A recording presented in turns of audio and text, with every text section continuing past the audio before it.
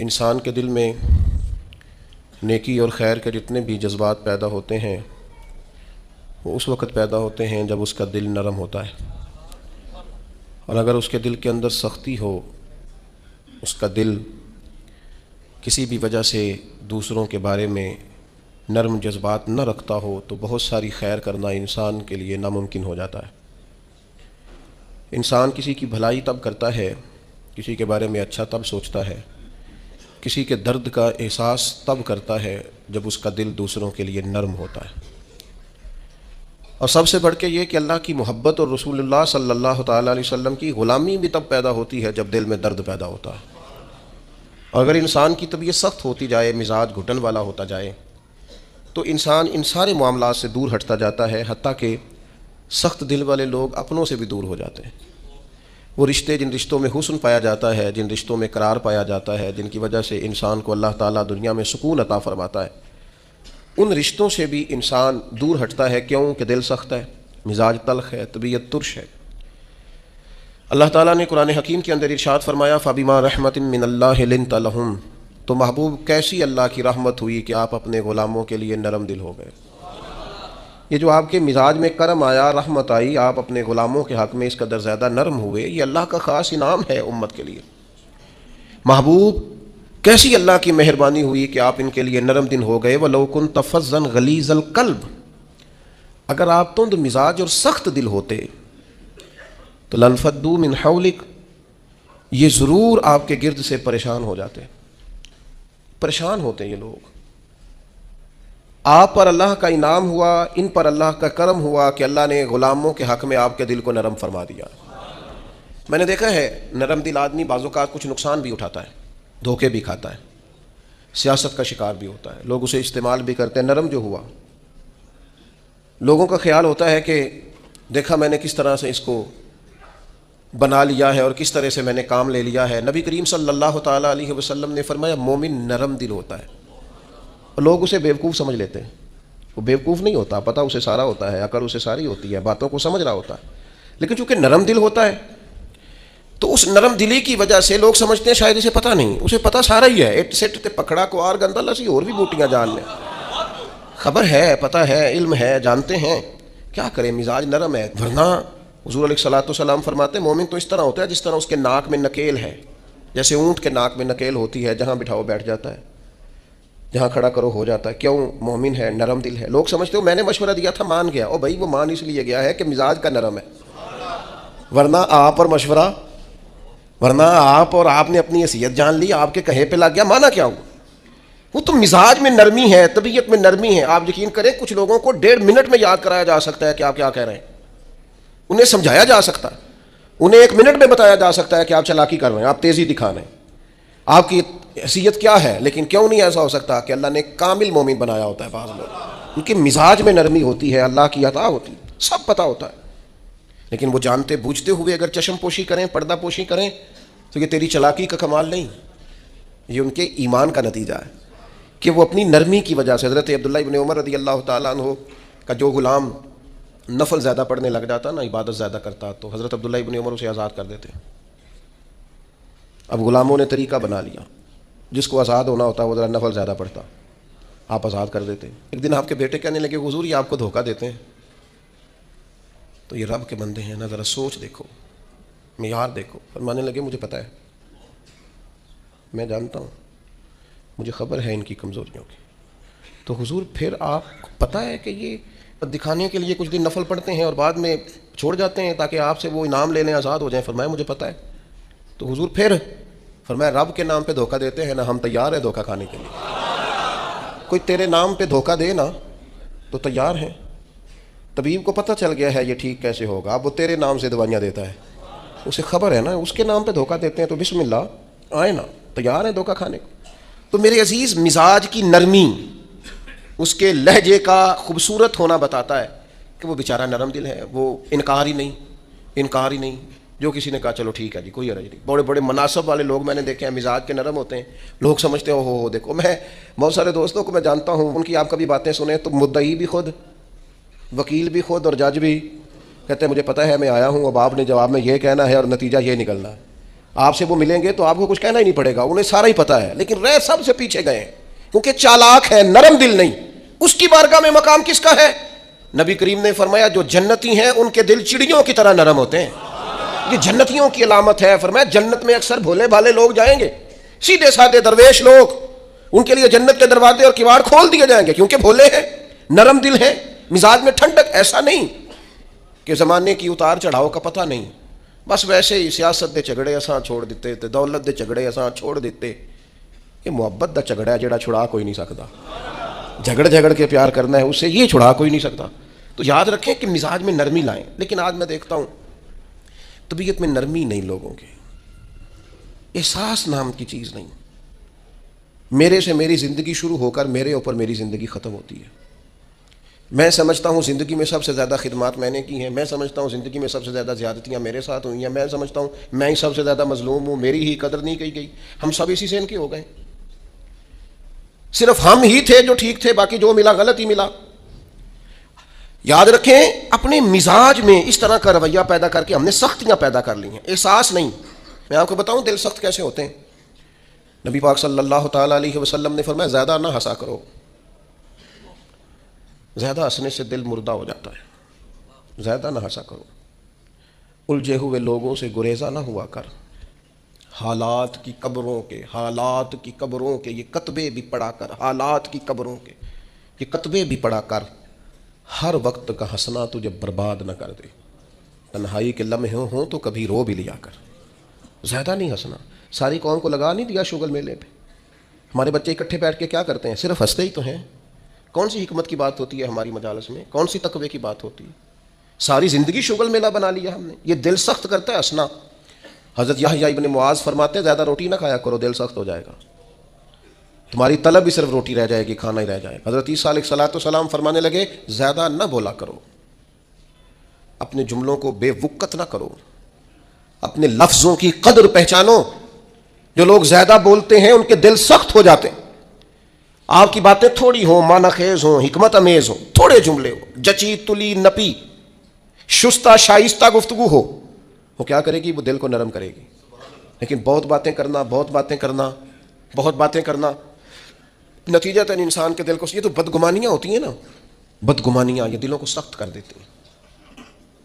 ہم جو برا سوچتے ہیں نا، لوگوں کے بارے میں بری رائے رکھتے ہیں، تو آہستہ آہستہ ہم جس کے بارے میں برا سوچتے ہیں پھر اسے اپنا دشمن سمجھنے لگتے ہیں، ہمارا دل اس کے حق میں سخت ہونے لگتا ہے۔ حتیٰ کہ وہ آدمی مصیبت میں مشکل میں آئے تو معاذ اللہ ہمارے دل کو تسکین پہنچتی ہے کہ دیکھو نا ہمارا دشمن تھا، حالانکہ دشمن مرے تو خوشی نہ کریے، سجنا بھی تے مر جانا ہے، سجنا بھی تے مر جانا ہے، اڈیگر تے دین آیا ہے محمد، اوڑک نو ڈوب جانا ہے۔ میرے عزیز یہ بہت بدگمانیاں، بہت ایک پڑھا لکھا نوجوان ایک دن آیا اور ایم فل کر رہا ہے بچہ، تو وہ اماں نے باتیں اس طرح کی بتائی ہیں کہ وہ سارا ماحول ہی گڑبڑ کر دیا۔ وہ کہنے لگی جادو کرا کے تویز کرا کے ہماری چچی نے اور ہماری فلاں نے اور ہمارے فلاں نے ہمیں آگے بڑھنے ہی نہیں دیا۔ پڑھا لکھا نوجوان ہے اور وہ یہیں تک الجھا ہوا ہے۔ کیا مذاق کرتے ہیں آپ؟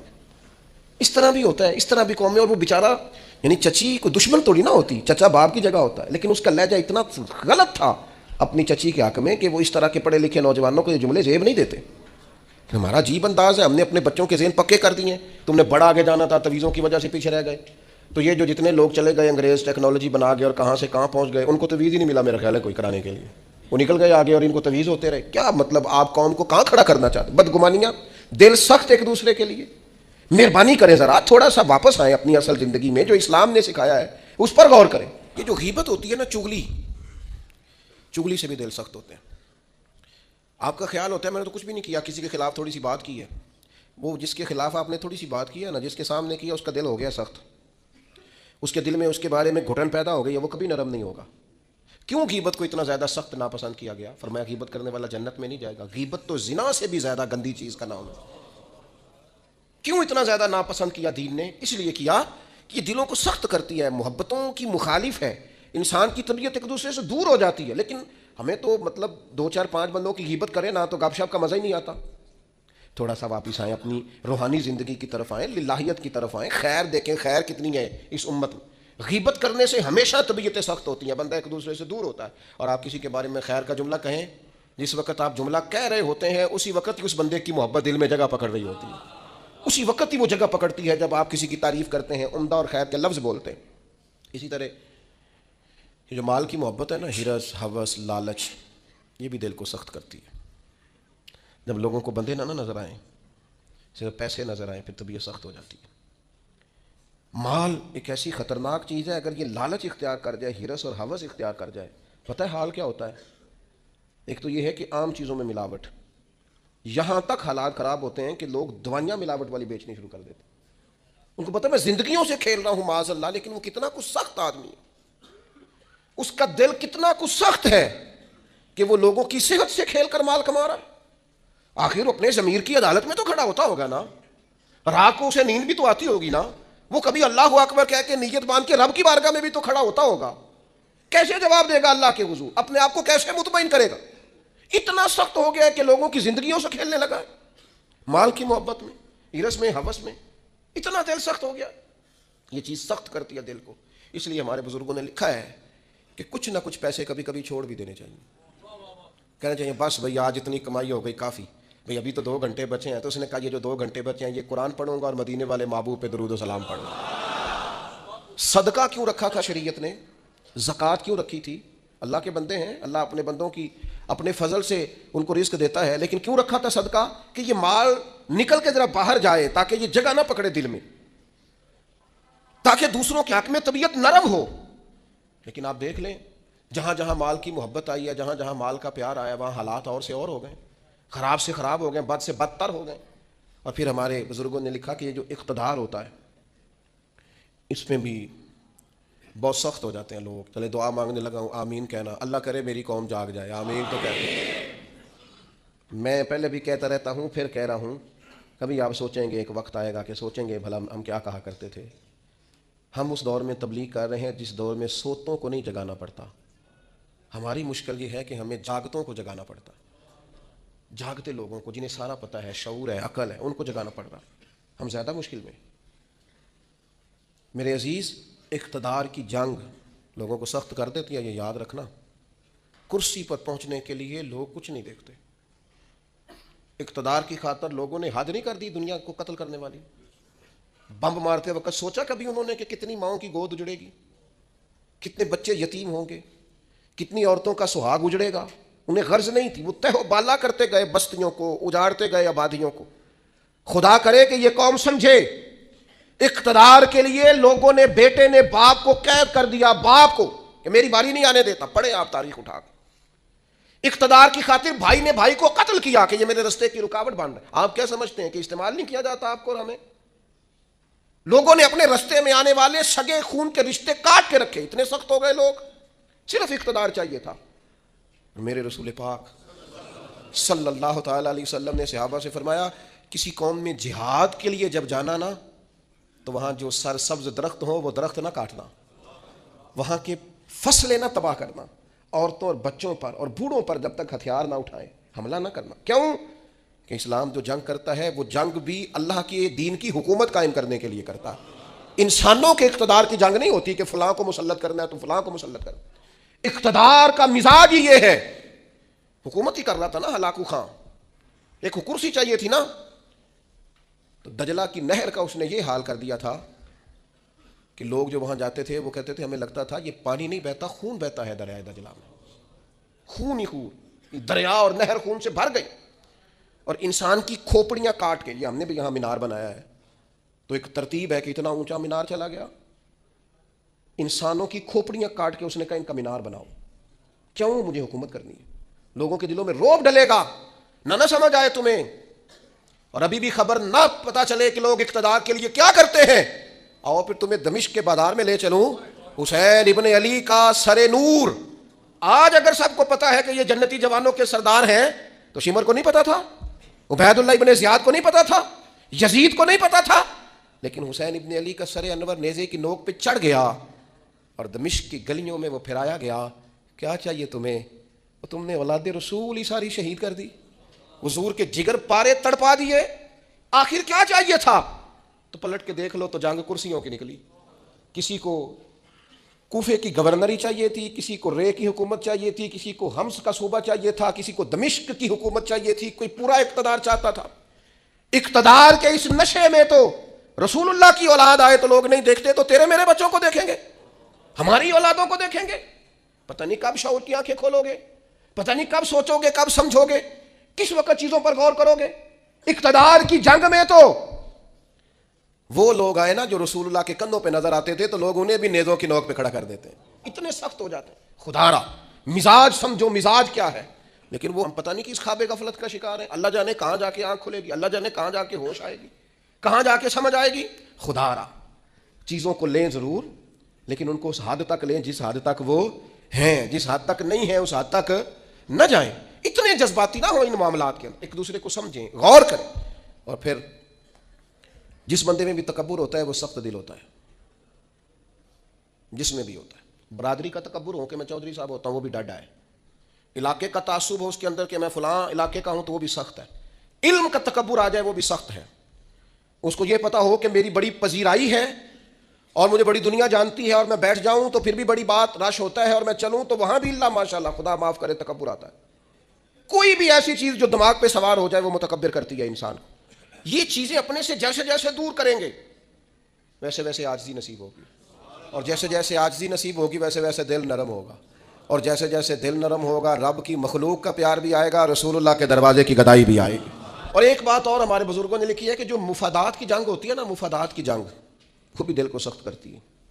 مفادات کی جنگ. مجھے بتائیے جتنے لوگ کسی مارکیٹ میں کاروبار کر رہے ہوتے ہیں ہمارے ملک میں, سارے مسلمان ہی ہوتے ہیں نا, ہمارے جاننے والے ہی ہوتے ہیں نا, تو معاذ اللہ تعالیٰ ثم معاذ اللہ ایک پر اگر قرض چڑھ جائے, ڈوب جائے, پریشان ہو جائے, تو اس کے دائیں بائیں والے جو خوش ہو رہے ہوتے ہیں کس طرح ہو رہے ہوتے ہیں, دل سخت ہو گیا ہے. جنگ مفادات کی, اب زیادہ گاہک میری دکان پہ آئے گی.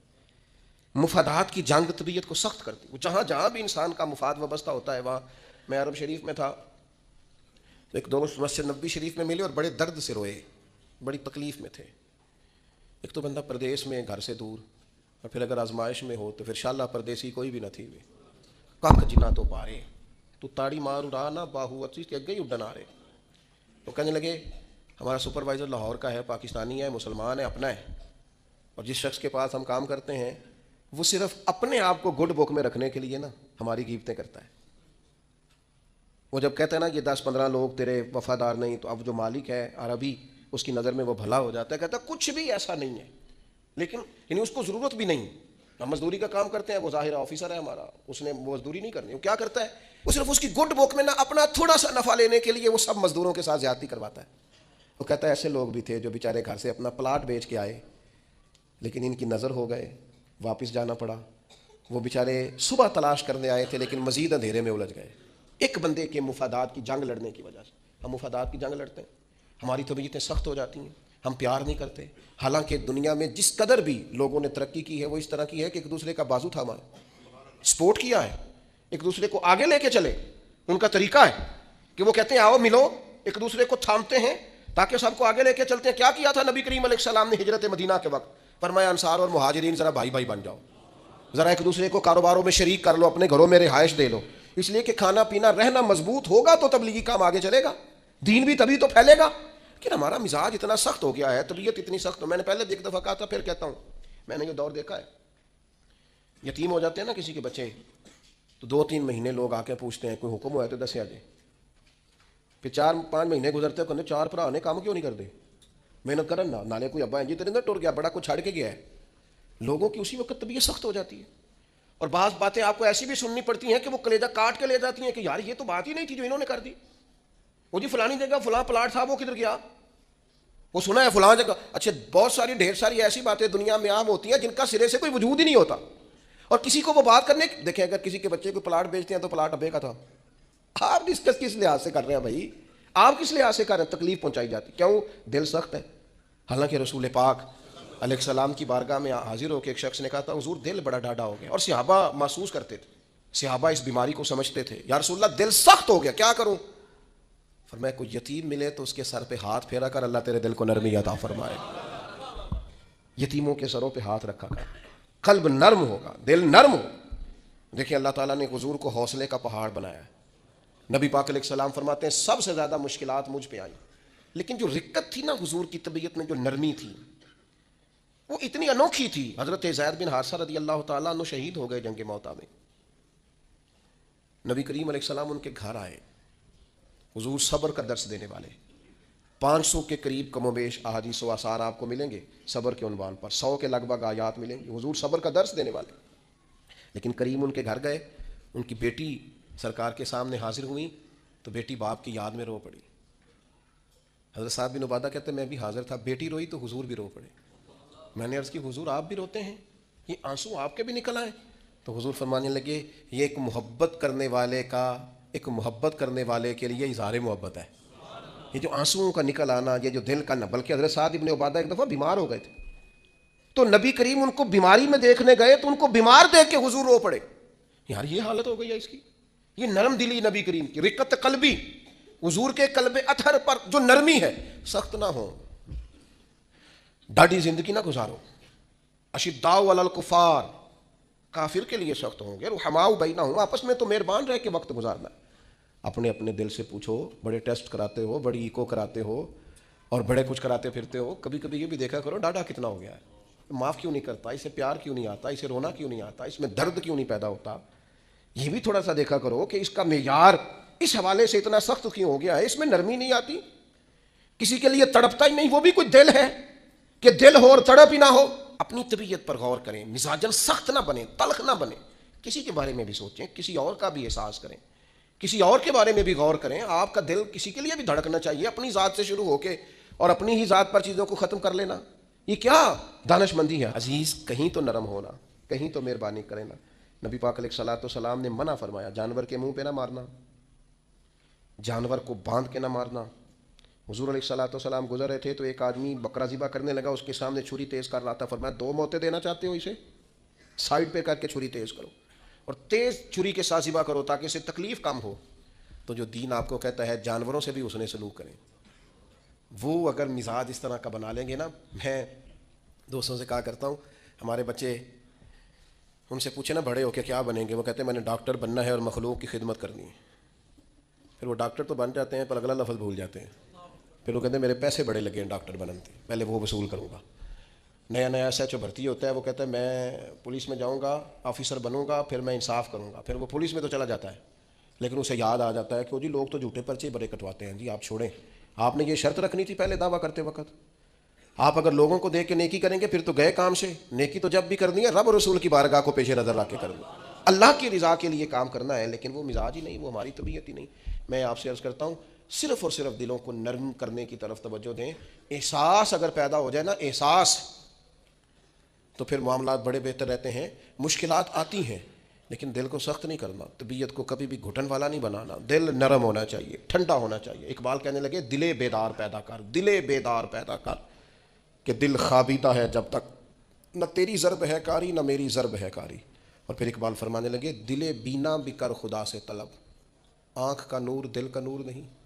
کہتے تو آنکھوں سے تو دیکھتا ہے پر تیرا دل اندھا ہے، اگر دل کی آنکھوں سے دیکھے گا تو پھر تجھے لوگوں کے درد کا احساس ہوگا۔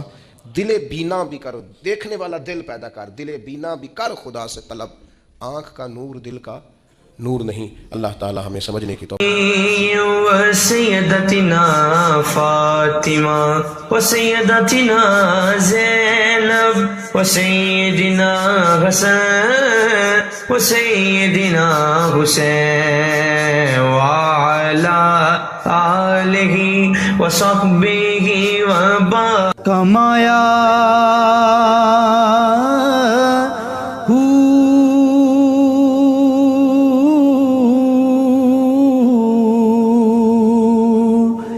نام بھج